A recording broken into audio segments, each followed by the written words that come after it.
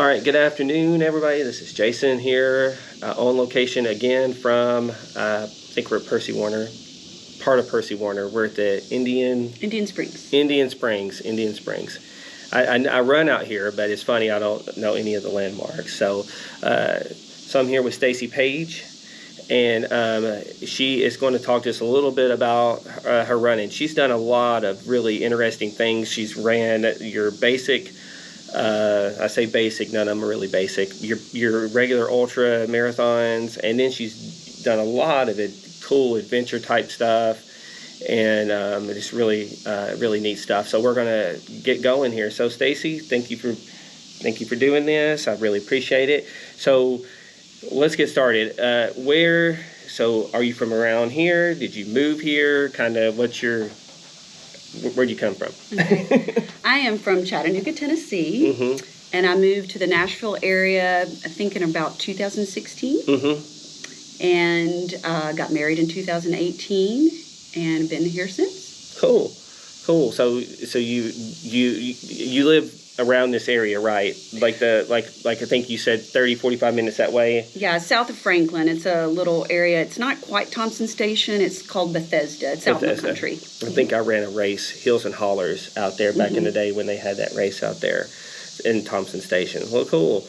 So running, I actually met her out here because she was just getting her long run in. And so how did you get into running? What was the thing that got you get running, period? Because a lot of people don't like it. I think I first started off just, my sister got me to do a 5K in Chattanooga. And I don't even think I trained for it, but it was across some of the bridges, maybe the Market Street Bridge or something, and I hated it. I remember they had pastries right before, and I didn't know any better, and I ate this big like elephant ear thing or whatever it's called, and the whole time I was running through Chattanooga, I was like, I'm about to puke this up. So anyway, I hated it, but that was probably my first ever race. Didn't do much after that, just kind of ran for fitness, not for fun. Then when I moved here to the Nashville area, I started doing some of what they used to call the country music marathons. I did a couple of the halves. And I never thought I would ever do a marathon. I mean, the thought of that, it just seemed impossible. Right. And then, I guess about 2010, I had a health scare. I had a big tumor that they thought was cancerous. So they had to do this major abdominal surgery. And it was done by an oncologist. And so after I healed up from that, I really, really was inspired by seeing some of the other people that were cancer patients. And so that's when I signed up for my first full. It was still called the Country Music Marathon Full, and I ran and raised money for the Cancer Society. Oh, that's awesome. I had all the ribbons pinned on my back, right, in honor and in memory of, and that was incredible. And I was just doing it to finish. And I remember when I crossed the finish line, I was so excited. I had my music in, and I was listening to some song about live like you're dying. And, oh, yes. And I had it blared up, and I just started screaming out, live like you're dying, live like you're dying. And the announcer was kind of making fun of me. He goes, oh, here comes Stacie Page. She's not excited or anything. So once I did that, I was just inspired to run long distances. And then I just, like everybody else, it's just 5 more miles to do a 50K. Right. So you started on the road. When did you move over to the trail side of things? Shortly after I moved to Nashville, I actually lived in the Bellevue area when I first moved here. And then after I got married, we moved to the country. Gotcha. So when I lived over in the Bellevue area, which this is close to the park here, I would come over and hike, and I would meet a friend in the afternoons, and we would hike and kind of jog. And I remember thinking, I wonder if there's like a trail running club around here. And I knew about Fleet Feet, so I called them up. And at the time, they didn't have anything. I was like, do y'all have any kind of trail group? No. But as soon as they did, I kind of hopped on. I did the stump jump 11 miler. I didn't train with Fleet Feet, but right after that's when I got in with the dirt bag group, the ultra dirt bags, and started training for my first 50K. Gotcha. So the stump jump 11 mile, that's tough out there.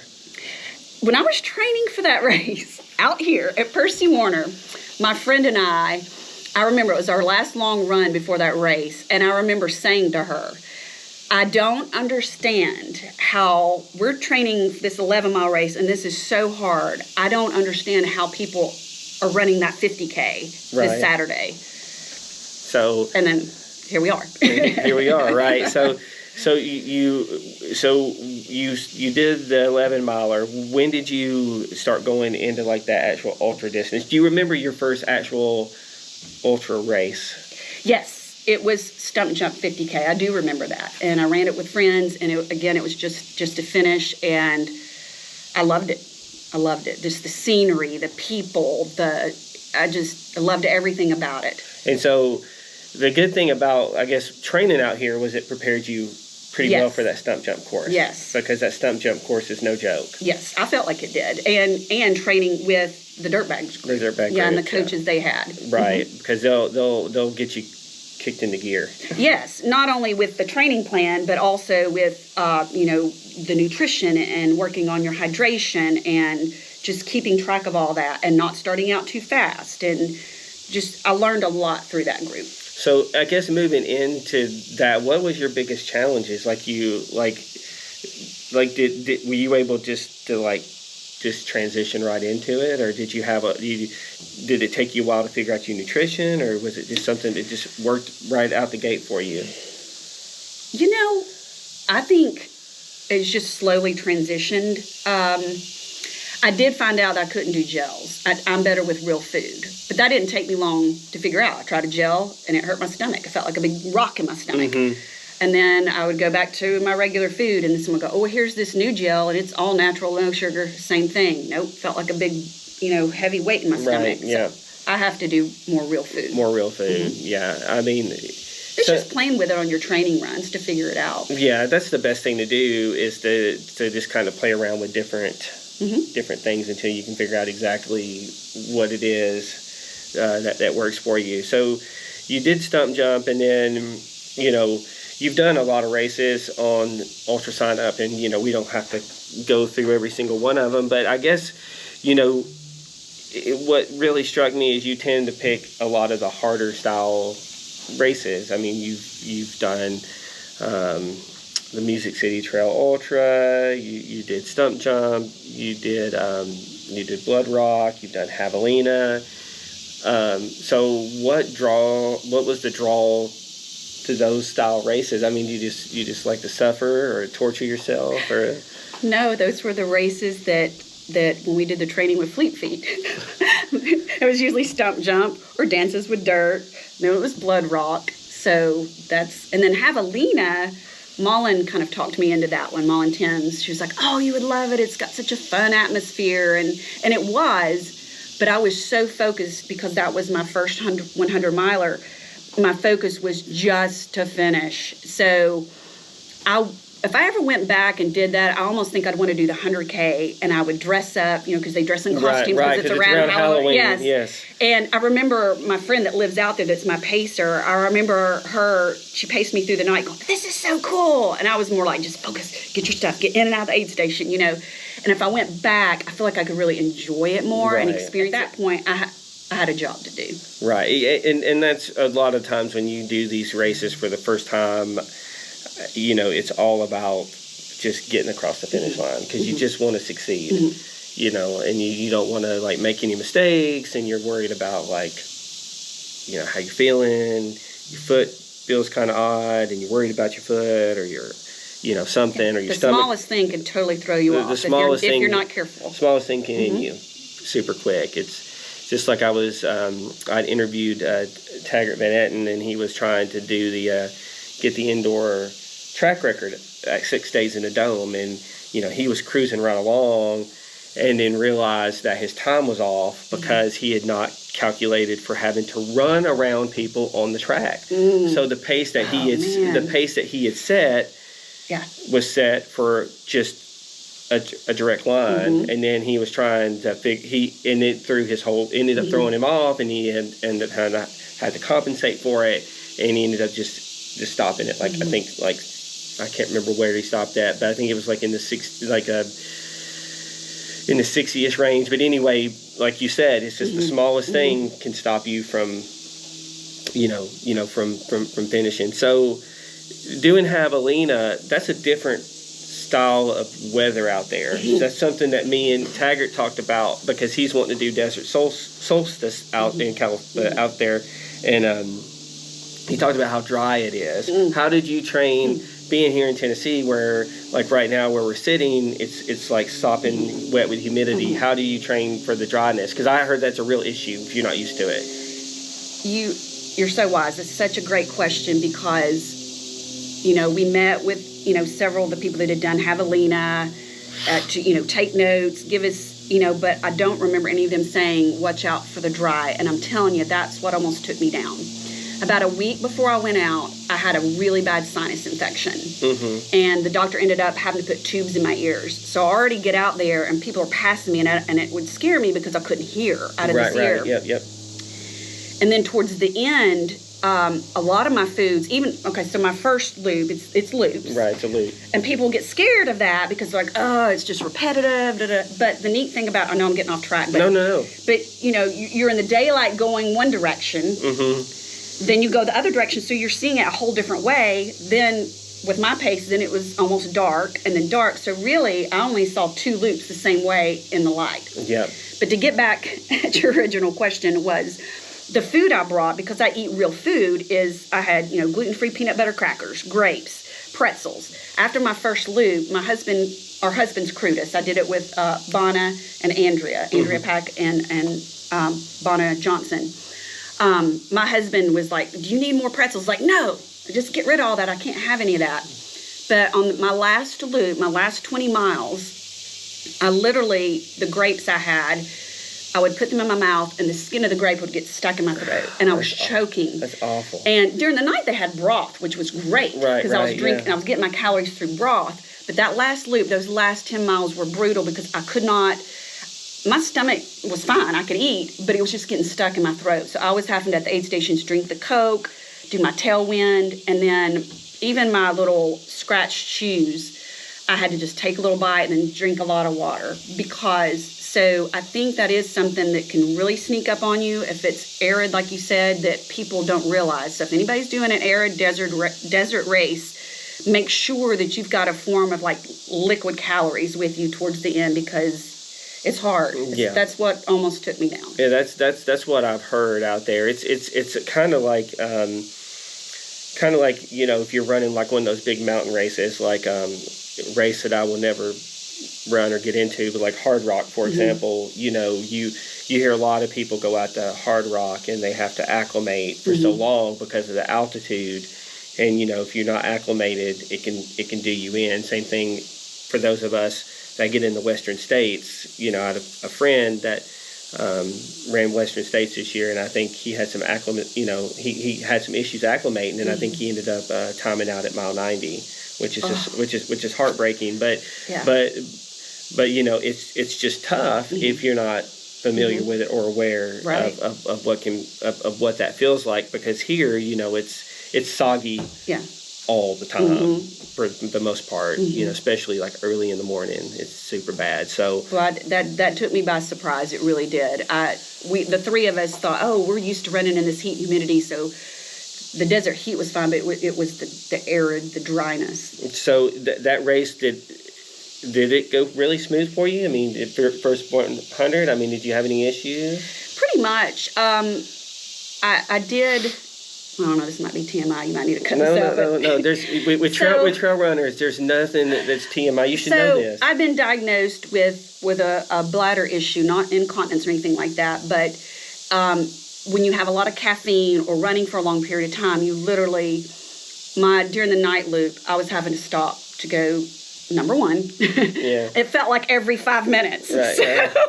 But I knew I was hydrated and all that was good. But I was really afraid that when we came back in, that my pacer was going to say something to my husband, like, I'm afraid she shouldn't continue because this is scaring me. But So that slowed me down a little bit.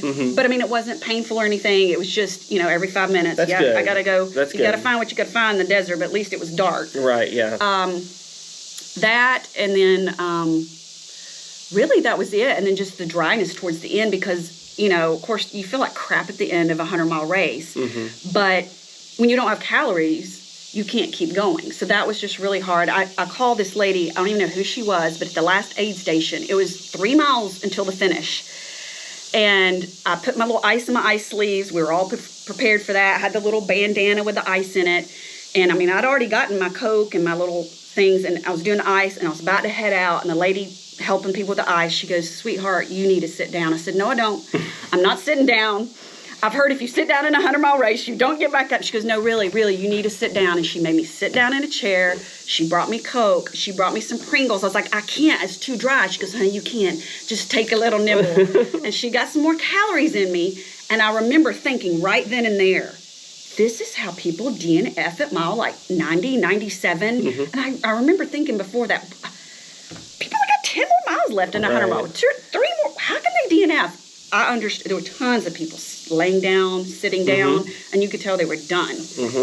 And now I see how people DNF. You only have so-and-so to go. It doesn't matter. Well, I think what catches you off guard, and, to go back to my interview with Taggart that I had, he ran the Badger Trail 100, and he ended up, I think, pulling out at 87 is what he said, because he had a clicking in his knee. And, for him, it was like, he was smart and he quit because of the clicking in his knee. But a lot of us, I think, get in our head, well, we've already ran this far. What's another 10 miles? But 10 miles is still 10 miles. That's a long flipping way, especially if you're tired or you're sick or something like that, and injured. You don't know, or injured and you don't know it. Yeah. Just like out here where we're at right now. Imagine being at mile 90 and then having to run a red, white, and blue out here, not feeling well, how tough it would be on you, because this is not an easy place to run out here. And you don't want to cause permanent injury. Right. You can't run. I mean, we do this because we love it. Right. Races are great and you want to meet your goal, but if it's going to cause you to be where you can't ever run again, it's not worth it. No, it's not. And it's just like, not to get off track, but it's just like with the Olympics and Simone Biles, she caught some flack because everybody was like, you're letting your team down. Well, I mean, she screws up. Her neck's broke. Yeah. Her spine her back's broke. Right. I mean, because exactly. the stuff she's doing it's not something that you easily can just go right out there and do. It don't matter how good you are. The most elite and best people sometimes have to step back because, it can screw you up permanently, regardless of who you are. I mean, and the flip side of that, too, is even if she didn't get injured, but having the twisties and not being able to know where you are in the air and she falls or whatever, then that brings the scores down for the team, too. Right, absolutely. So, I mean, that's just secondary. Of course, her health is the most important. Right, so it's kind of like a damned if you do, damned if you don't scenario. And she had some other personal things going on. Oh, absolutely. People have things going on in their lives that people don't know about, absolutely. Everybody does. Oh, absolutely. But to go back to what you're saying, is what's interesting is when you're thinking about that running and you think about the things that can go wrong, sometimes you have to pull the plug. But to your point, that lady may have saved your race and you didn't even know it. Right.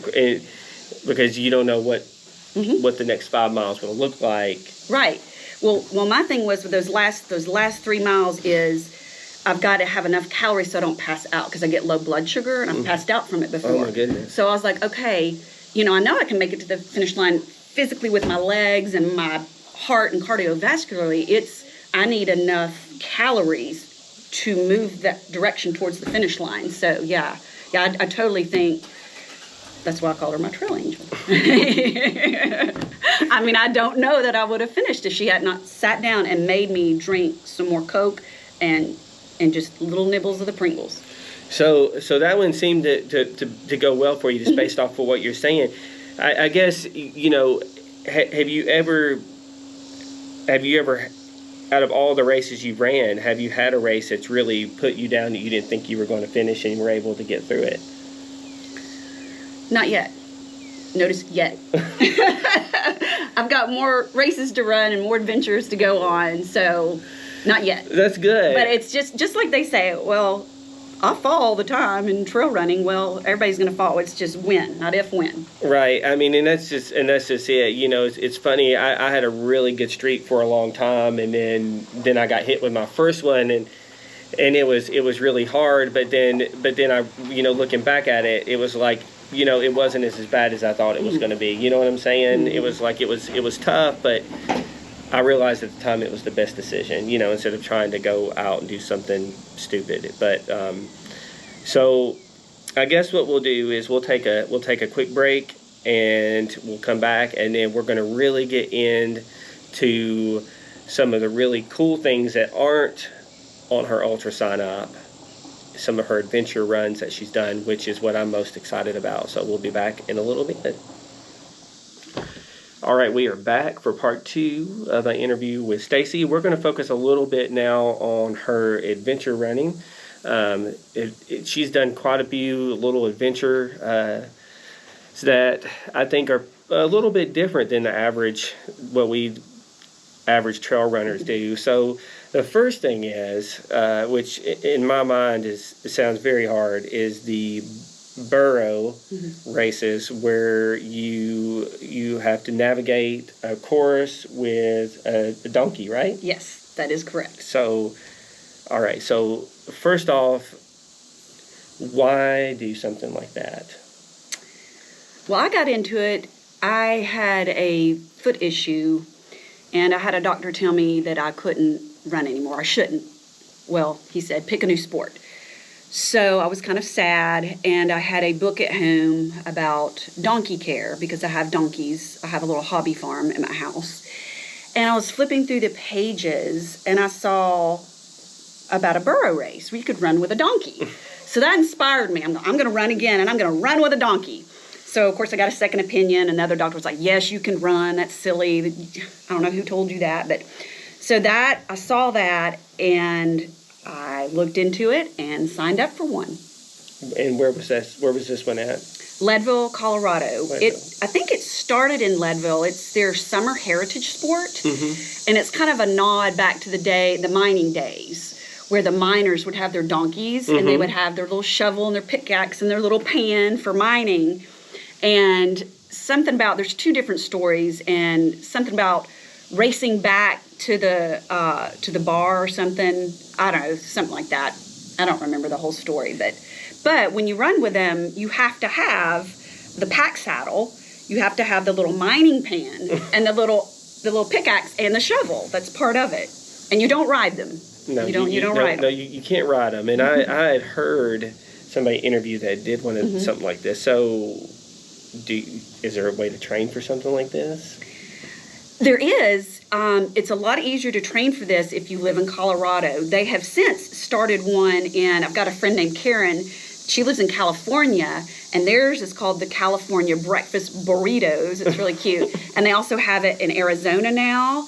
And, you know, I just a few months ago heard that, I think up at East Fork Stables, that they're doing one. Oh, okay. Now the thing is I have donkeys at home, but they're not athletes. These donkeys that do these races, athletes. Yeah, they're athletes. They've been trained to do this. So a lot of these people that have these donkeys that do this, it's for the love of the animal. They have rescued these animals from kill pens or from people that were just going to slaughter them, and they have given them a purpose, and they love these animals, and they rent them out. So these people that rent them out, these donkeys are trained. As soon as, you know, the main snow is gone in Colorado and they can get out there, they have these donkeys on the trail training with the runners. Oh, wow. So when so let's try to break down what this is like. So it doesn't, you did several of them, right? Okay. So break down what an experience like that is. I mean, is it like, how hard is it to keep them going? Do they just stop? I mean, do they want? I mean, what's it like trying to get these guys going? Okay, first I want to clear the record. Everybody says donkeys are stubborn. They're cautious. They're very smart animals. They don't want to get hurt. But if you have built a relationship with them, they're gonna be more likely to do things that you want them to do. Right. And it is better for the people that live in Colorado that can go on these training runs weekend after weekend after weekend and build this relationship with them. And then they're a lot more likely to run. I forgot the original question. So break down what it was the training, yes. The training, and Okay. then go into what the actual race was like. Okay. Give us a little bit Okay. of kind of like the whole process Okay. of what that looks like. Because I'm sure it's not like something you just go do. I Right. mean, you have to have some Right. sort of know-how. Right, yes. They do share like videos and things like that. For example, my husband and I went and did our first one together in Leadville. You've got the altitude. Really, you can't really train for that. We ran in the heat here, did all the regular trail running training that you do. But they do say strengthen your arms because you're going to be holding the lead rope and they may pull. And also practice running and like just shouting out because lots of the times you're yelling out, hop, hop, come on, you can do it, or giddy up, or you're just yelling the whole time. And you would not believe how much extra energy that takes at altitude. Oh, I bet. Sometimes the donkeys want to run and sometimes they don't. And like I said, if you live out there and you train with them, you've got that relationship. But flying from Tennessee in, we can't just fly out there and train with them on the weekend. So we show up and we're meeting our donkey for the first time. Mm-hmm. They may or may not want to run. It is their race. They wear the bib number on their little pack, and their little timing chip goes on their halter. So it's their race. So it's very challenging. It's a lot harder than you think. A lot of people are like, oh, that sounds like fun.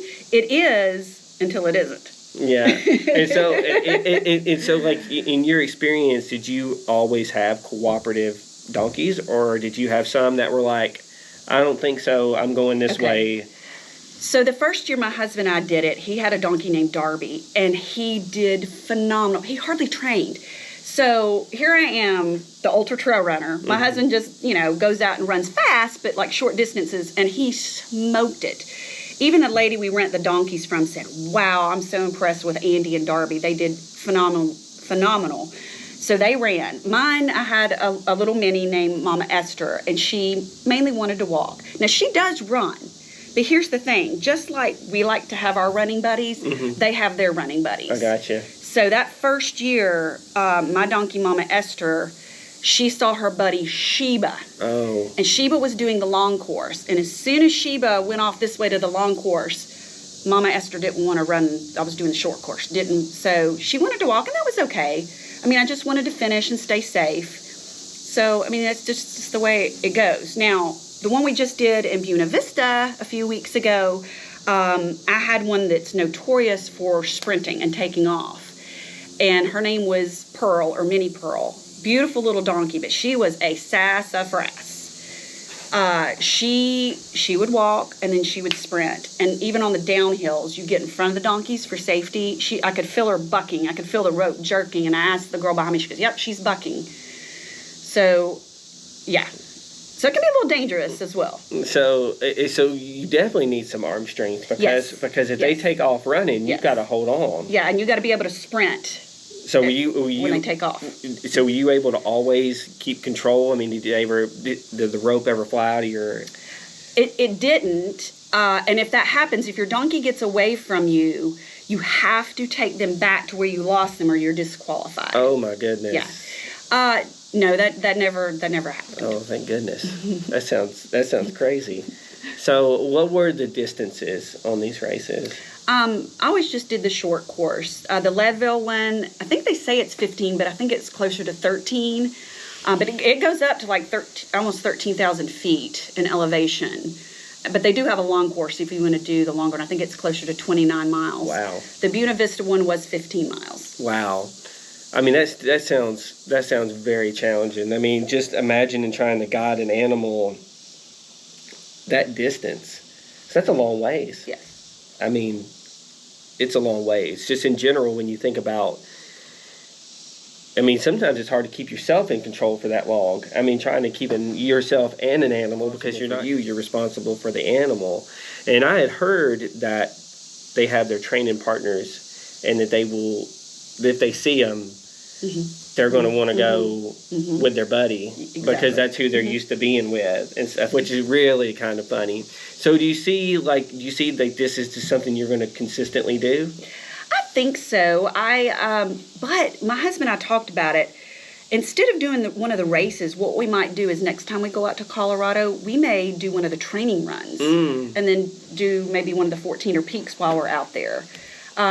Just because the training runs, I feel like we might really get to know the donkey a little better. Right. And then I don't know if we'll have enough vacation time and all that to do that and the race. But we did kind of toy around with that idea, or to go visit our friends in California and maybe run with the California breakfast burritos. Oh, maybe that's a good possibly idea. doing that. That's a good idea. Or try to train our donkeys that aren't athletes, that just eat grass in the yard. You know, if they do another one at East Fork Stables, that is something I'm going to call the lady. I've got her name and number written down and find out, and, you know, I might try that. That sounds neat.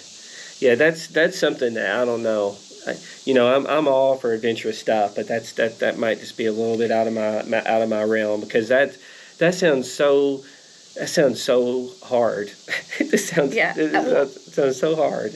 When you say that, most people are like, "Oh, that sounds so fun." I'm thinking, you don't know. No. I mean, and it is. It's fun, but it's very, very challenging. But you've got to love animals, and I personally think you've got to love donkeys. Well, I think you've got to be. I think you probably have to have a lot of patience too. Yes. And I have zero patience. Yeah. They say that the burro races really kind of parallels life, and you learn lots of lessons out there. Oh, I bet. I bet you do. That's crazy. It's very humbling. Oh, I bet it is. That's awesome. Well, and I'm sure I could do better if I was able to train. I mean, you know. Yeah. I mean, just like anything else, probably training would help 100%. Even with something like that, it's very niche kind of, it's definitely kind of different. So moving from your burro racing, which it's almost impossible to top that, but you did the rim.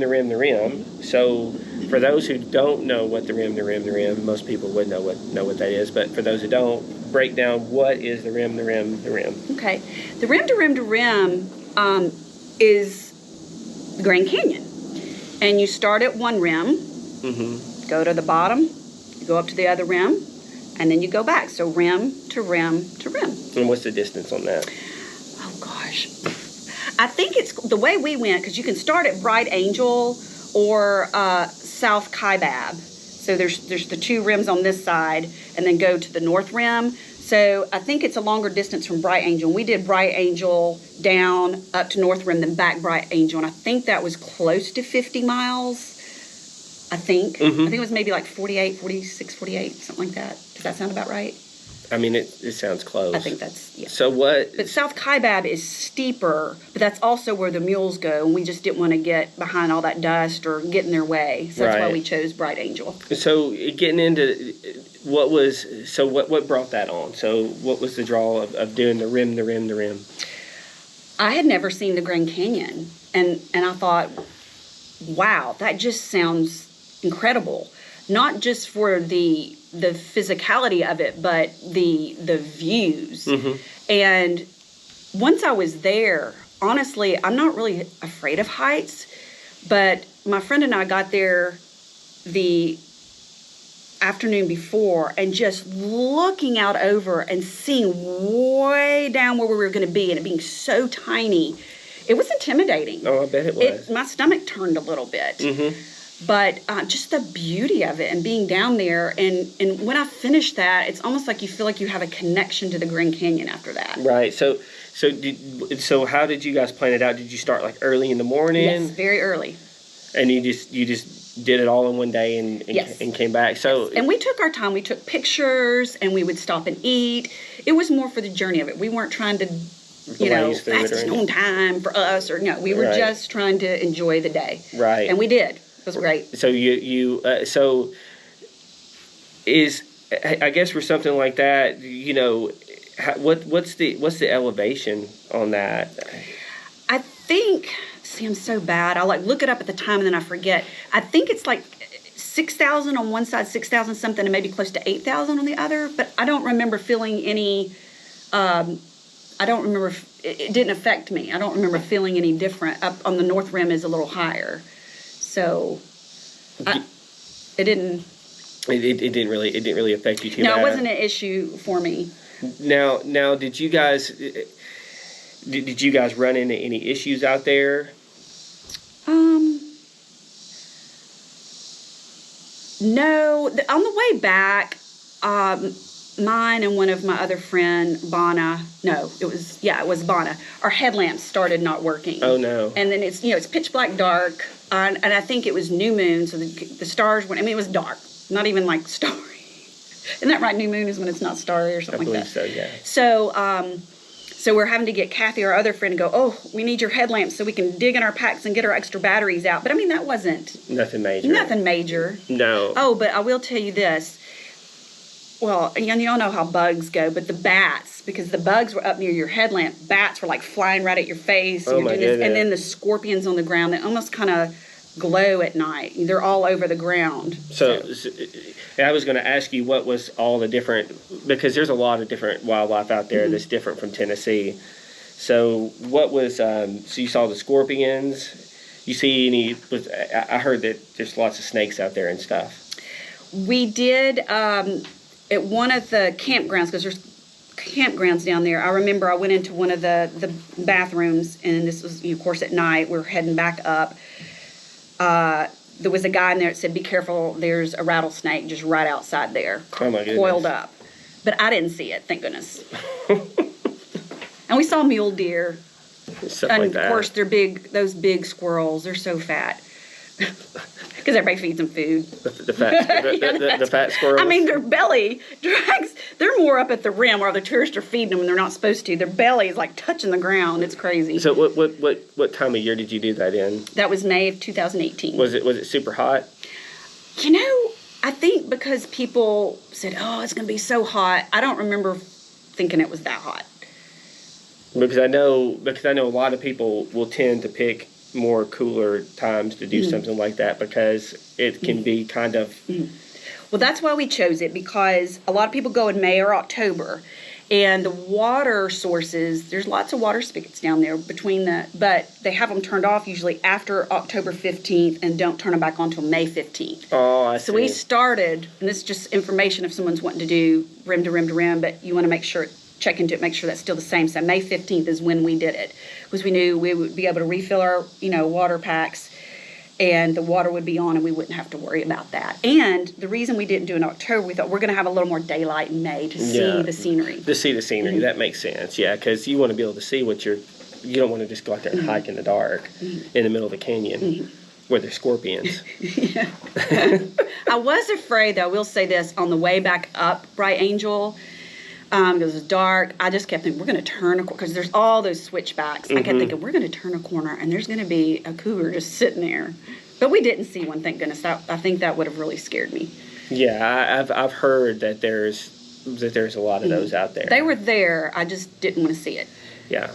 I had a friend tell me one time I got done running out at Swanee, and it's funny because everybody always sees snakes out there. I've never seen a snake out Swanee, and I was bragging about how I didn't see a snake, and he said, no, but 100 saw you.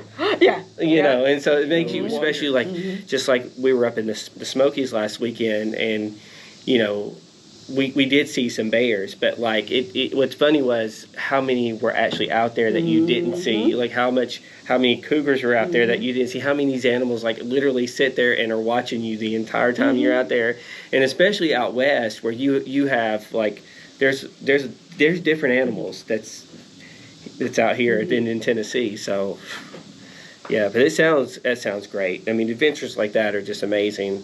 I always thought it would be fun to go down there and do that and then camp at different sections of it to see, to really see that stuff would be really cool. I think when I go back, that's what I'll do. Yeah. So you can really see the little areas down there instead of just passing through. Right. Maybe kind of fast pack it a little bit and get through it. That sounds neat. So you did that. And then the last thing we're going to hit on is the Zion Traverse. So what is the Zion Traverse? That is kind of equivalent to the Grand Canyon rim to rim to rim, but in Zion National Park. You can start at the west end or the east end, and it used to be longer, but about a year and a half ago, there was a landslide. And so the trail on the east side is permanently blocked. I've heard they're not even sure that they're going to clear that. But regardless, when we went, it was closed. So I think ours was about 40 miles. So we started. So when you're looking into it, the decision is are you going to go west to east or east to west? When you start in the east, you've got that tall climb out of the main canyon. But then it's kind of slowly goes downhill the rest of the way. Well, our friend's husband was there with her daughter. We didn't want them waiting around for us at the west side, not knowing what time we would finish. So we thought it's going to be better to get them up in the morning, drop us off, and us run back towards the east side, which was where the lodge was. We were staying at the Zion Lodge. Okay. But everyone else we saw that day was going the opposite direction, and we soon figured out why. The direction we went slowly climbs. All day long, you're slowly going uphill. Yes, and then it drops into the canyon. So just at dusk is when we started going into the canyon. And then you've got these little paths that seem like this big with a wall here and just a drop off, and it's just dark. And so I was like hugging the wall going, I'm going to trip and fall. Right. So the way we went, I probably wouldn't recommend to others. And we hit the sand early. There's a lot, like almost like 10 miles of loose sand towards that area. So I would go east to west. East to west. And so how far is the Zion Traverse? Well, since that other part of the trail is blocked now, it's 40 miles. 40 miles. So what drew you to doing that? Well, shortly after Javelina, my friend Bonna was like, okay, what's our next adventure? And she sent a link to the Zion Traverse. And so myself and our other friend Andrea were like, we're in. So then I think she kind of forgot about it. And then I kept bringing it back up. Let's set a date. Let's set a date. Let's set a date. Because this now was through COVID, and we really needed something to look forward to, something to get out and train for. And she had forgotten that she was the one who originally put that bug in our ear. Right, the one that picked it up. So, she just picked that adventure, or somehow she heard about it and then just researched it. Did you guys run into any major issues other than the fact that you went the wrong way? Yes, we did. It was a record hot day that day. For that day, not for the whole summer, but that day was a record heat day. And the thing that was hard about Zion Traverse is there's a bacteria right now that's in the water, so you can't even filter any of the water. Oh my gosh! And there's no spigots like there are in the Grand Canyon. There's no campgrounds. This is a lot more rugged wilderness. Right. So it was a lot scarier. A lot of the springs were dry. There was literally one that just looked like a little mud puddle. And, I mean, I was running low on water. And we even had our friend's husband met us at one place to aid us, and we filled everything up with water and ate and had a big, 1 liter thing in my pack, plus my 2 liter bladder, still was running low on water, just because the record heat and the dryness. Right.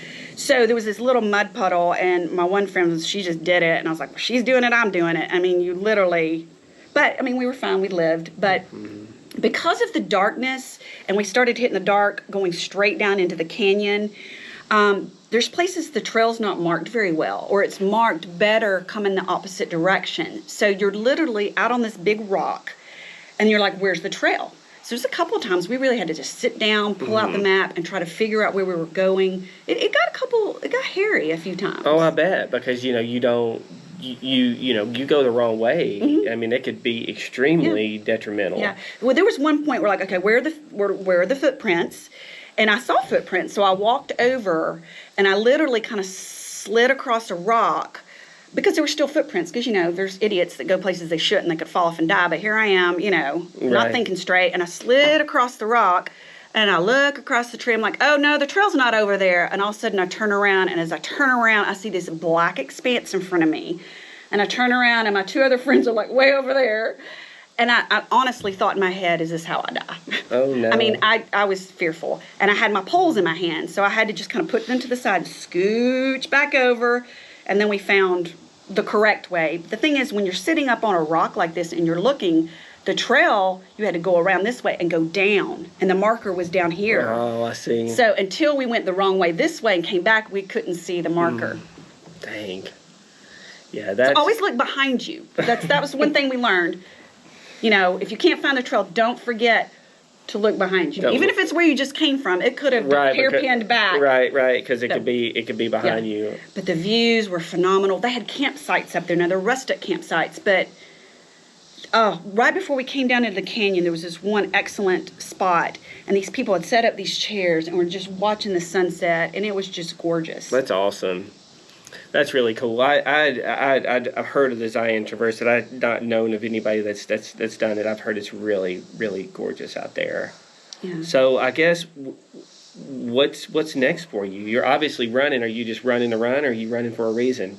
Well, I was running to train for the Buena Vista race, and we did that. We did a peak when we were out there, Huron Peak, beautiful. I highly recommend that one. So now, today, I was just running for fun. Just running for fun. Just for fun. And I am starting to look at next 100-miler, what next, 14er peak, and what next adventure. So how many 14ers have you done? I've only done 2. My first one was on my 50th birthday. That's how I wanted to celebrate. And my husband and I did Pikes Peak via the Bar Trail. I got you. And so that was a lot of fun. You thought about running the Pikes Peak Marathon? No. No. I loved going up the 14er and just taking pictures and seeing it that way. Seeing it that way. Mm-hmm. Well, that's exciting. Well, I really appreciate you meeting with me today and talking to me. It's been great hearing about your little adventures and the burro racing and javelina and all the other cool stuff you've done. You really have accomplished like a lot of really great things. So thank you for meeting me, everybody. This was fun. This was a lot of fun. I enjoyed it. It's always fun. I was nervous at first, but I told you it wouldn't be bad. Yeah. So for those of you who have not liked my channel, please or subscribe to my channel, please subscribe to it. Hit the like button. Also in the video, that helps a ton. And I believe that's it until the next interview. So I will see you guys on the trail.